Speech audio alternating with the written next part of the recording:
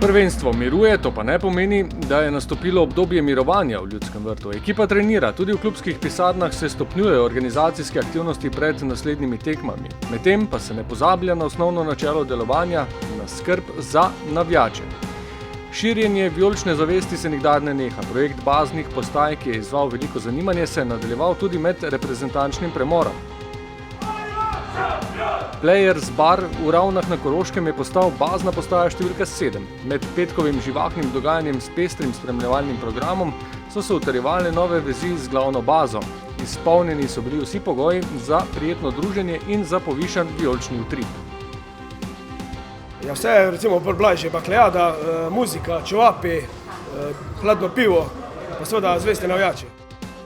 Navijači iz Raven in okoliških krajev so se razveselili obiska iz Maribora. Nimajo ravno vsak dan priložnosti, da jih obiščejo Marko Tavares, Argus in Damjan Bohar, ki so v imenu NK Maribora sodelovali pri otvoritvi nove vijolične baze. Med dosedanjimi so v smeri proti Koroški eno že dobili, v Radljah ob Dravi. Zdaj pa je sledil nov dokaz, kam vse seže zvestoba. Po Dravski dolini se iz zahodne strani proti Ljudskem vrtu pogosto pomika tudi navijaška povorka. Odvisno, zdaj kak je, če gremo daleč, gremo z kombi, torej z avtomobili. Iz pomembnega dela navijaške utrdbe so uspeli v namenu, v Ravnah in Radljah sodelovanje ni vprašljivo.